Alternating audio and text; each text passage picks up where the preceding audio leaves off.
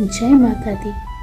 द्वितीय दिवस के तप और संयम के बाद आज दिन है शक्ति के उद्घोष और साहस के उद्घाटन का, क्योंकि इस दिन की अधिष्ठात्री है माँ चंद्रघंटा, जिनके मस्तक पर अर्धचंद्र की भांति शोभायमान स्वर्णमयी घंटा सदैव गूंजता रहता है, जिसकी ध्वनि से दानव, दुष्ट और असुर कांप उठते हैं और साधक के अंतःकरण में निर्भयता और शांति का प्रकाश प्रज्वलित हो जाता है। पुराणों में वर्णन है कि देवी का यह रूप महासंयम और महाशक्ति का अद्वितीय संगम है। वे सिंहवाहिनी है, 10 भुजा धारण करती हैं और प्रत्येक भुजा में अस्त्र शस्त्र सुशोभित हैं।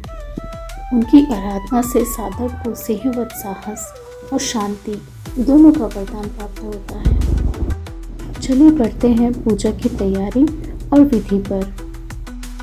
प्रातः स्नान कर स्वर्णाभा, पीत या लाल वस्त्र धारण करें, क्योंकि यह शक्ति और ऊर्जा का प्रतीक है।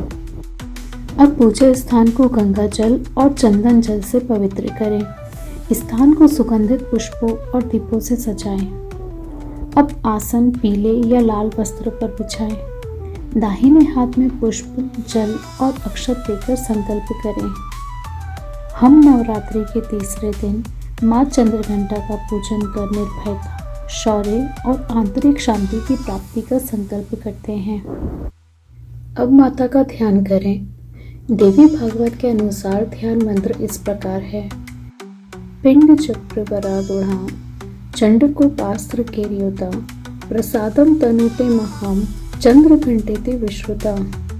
मंत्रोच्चारण करते हुए ध्यान करें कि देवी सिंहवाहिनी, सुवर्णमयी और तेजोमयी है और उनके मस्तक पर अर्धचंद्र से निरंतर शांति और शक्ति का प्रकाश झर रहा है। अब माता को सुवर्ण रंग के आसन पर आसीन होने का निमंत्रण दें। अब पवित्र जल में गंध, पुष्प और अक्षत मिलाकर देवी के चरणों का स्नान कराएं। अर्घ्य के जल में चंदन, कुमकुम और केसर मिलाएं। यह तेज और आभा का प्रतीक है। अब देवी को गंध, अक्षत और श्वेत पीत वस्त्र अर्पण करें, क्योंकि यह पवित्रता और शक्ति का द्योतक है। अब स्वर्णाभ वस्तुएं चंदन, कपूर और केसर अर्पित करें। इनसे साधक के जीवन में समृद्धि और तेज का संचार होता है। माँ चंद्रघंटा को गंधराज, गुलाब और कमल विशेष प्रिय हैं। अब धूप में गूगल, लोबान और कपूर का प्रयोग करें। दीप में शुद्ध घृत का उपयोग हो। यह वातावरण को दुष्ट शक्ति से मुक्त करता है। माँ चंद्रघंटा को दुग्ध अर्थात दूध, खीर, मिठाई और घी विशेष प्रिय है। इस दिन शुद्ध घी से दीपक जलाकर नैवेद्य के साथ अर्पण करने से जीवन में शांति और समृद्धि आती है। इस पूजा विधि में शंखनाद और घंटा बजाना अति आवश्यक है। पुराण कहते हैं कि माँ चंद्रघंटा की कृपा से घंटानाद दुष्ट आत्माओं को दूर करता है। दीपक के साथ ध्वज अर्पण करने की भी परंपरा है। यह विजय और निर्भरता का प्रतीक है। तत्पश्चात दीप मालिका घुमाकर आरती करें। आरती के समय घंटा और शंख दोनों की ध्वनि गूंजनी चाहिए। यह दैविक ऊर्जा को जागृत करता है। अंत में माता का स्तुतिगान करें।